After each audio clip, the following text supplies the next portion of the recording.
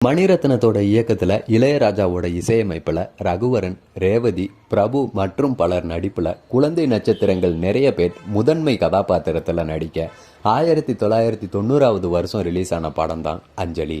அந்த காலத்தில் விமர்சன ரீதியாகவும் வசூல் ரீதியாகவும் பெரிய அளவில் வரவேற்பு பெற்று இருந்துச்சு இந்த திரைப்படம். படத்தில் அஞ்சலி கதாபாத்திரத்தில் நடிகர் அஜித்துடைய மனைவி சாலினியுடைய தங்கை பேபி சாமிலி தான் நடிச்சிருப்பாங்க. அவங்களோட அண்ணன் கதாபாத்திரத்தில் பிற்காலத்தில் தெலுங்குல கதாநாயகனாக நடித்த தருண்குமார் நடிச்சிருப்பாரு. நடிகை ரோஜா ரமணி நடிகர் சக்கரபாணியுடைய மகன் தான் தருண்குமார். தமிழில் புன்னகை தேசம், எனக்கு 20 உனக்கு 18 போன்ற படங்களில் கதாநாயகனாகவும் நடிச்சிருக்காரு. படம் ரிலீஸ் ஆன காலத்தில் தமிழில் இன்றைய முன்னணி கதாநாயகர்களில் ஒருத்தராக இருக்க சிம்பு பார்த்தீங்கன்னா அப்போ பிஸியான குழந்தை நட்சத்திரமாக நடிச்சிட்டு இருந்தாரு.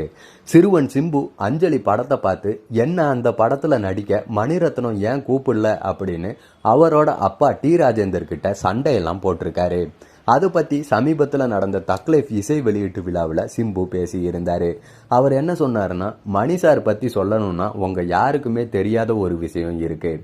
அஞ்சலின்னு ஒரு படம் எடுத்தாரு மணி சார். படத்துல முழுக்க சின்ன பசங்க தான் நடிச்சிருப்பாங்க. அதுல அஞ்சலி பாப்பாவோ அண்ணனா சின்ன பையன் ஒருத்தர் தெலுங்கு நடிகர் அவரு நடிச்சிருப்பாரு. அந்த படம் பார்த்துட்டு நான் ஓன்னு அழ ஆரம்பிச்சிட்டேன். வீட்டில் எங்கள் அப்பா கிட்ட ஏன் மணி சார் இந்த படத்துக்கு என்னை கூப்பிடல, நானும் இதே வயசு தானே, நான் இங்கே தானே நடிச்சிட்டு இருக்கேன், ஏன் அவர் என்னை கூப்பிடலன்னு கேட்டதுக்கு அப்பா என்ன சொன்னாருன்னா, இல்லைப்பா படத்துக்கு ஏற்ற மாதிரி இருந்திருக்காது, வேற காரணம் ஏதாச்சும் இருக்குன்னு நான் சின்ன பையனாக இருக்கிறதால ஆறுதல் சொன்னார். அப்போ நான் நினச்சேன், சரி இவர் நம்மளை கூப்பிட மாட்டார், நமக்கும் இவருக்கும் செட் ஆகாதுன்னு நினச்சேன். வளர்ந்ததுக்கு அப்புறம் நான் நடித்ததெல்லாம் மாஸ் மசாலா படங்கள் தான், உங்களுக்கே தெரியும். அப்படி இருந்த டைமில் என் மேலே ரெட் கார்டெலாம் போடுற ஒரு சூழ்நிலை வந்துச்சு.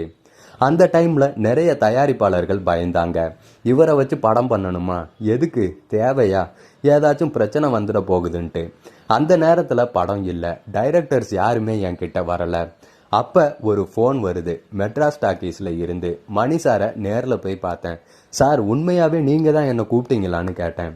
அந்த நேரத்தில் எல்லாருமே என்னை வச்சு படம் பண்ண பயப்படும் போது எந்த பயமும் இல்லாமல் தைரியமாக இந்த பையனை நம்பி படத்தை எடுக்கலான்னு ஒரு நம்பிக்கையை வச்சு என்னை கூப்பிட்டீங்கல்ல சார், என்னைக்குமே நான் மறக்க மாட்டேன் சார், ரொம்ப நன்றி சார்.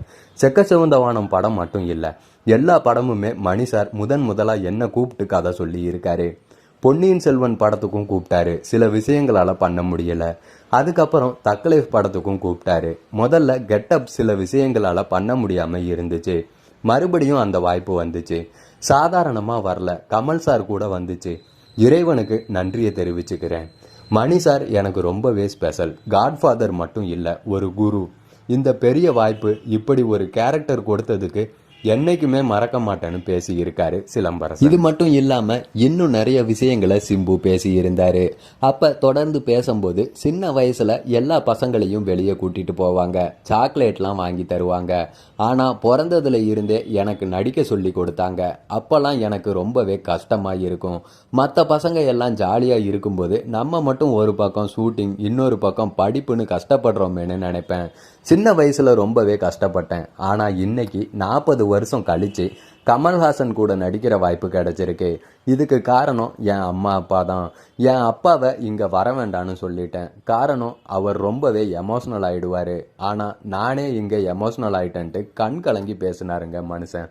அதை தொடர்ந்து இந்த படத்தில் நான் பேசின ஒரு டைலாக்கை வச்சு சமூக வலைதளங்களில் கமல் சாருக்கு அடுத்து சிம்பு தான் அந்த இடத்த பிடிக்க போகிறாருன்னு பேசுகிறாங்க. தேவர் மகன் படத்தில் சிவாஜியும் கமலும் நடிச்சிருந்தாங்க. அப்படின்னா சிவாஜி இடத்த கமல் பிடிச்சிட்டாருன்ட்டு அர்த்தம் இல்லை.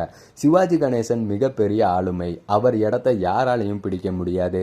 அதே போல கஷ்டப்பட்டு உழைச்சி நெட்டையா குட்டையா அசிங்கமா அழகா விதவிதமா நடிச்சு தான் கமல்ஹாசன் தனக்கான இடத்த பிடிச்சாரே தவிர யாரும் அவருக்கு கொடுக்கல.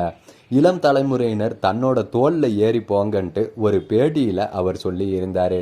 நான் அவரை ஒரு ஏணியா பார்க்குறேன், அவரை மதிச்சு தான் மேலே செல்வேனே தவிர மிதிச்சு இல்லை அப்படின்ற மாதிரி கண் கலங்கி பேசி இருக்காருங்க.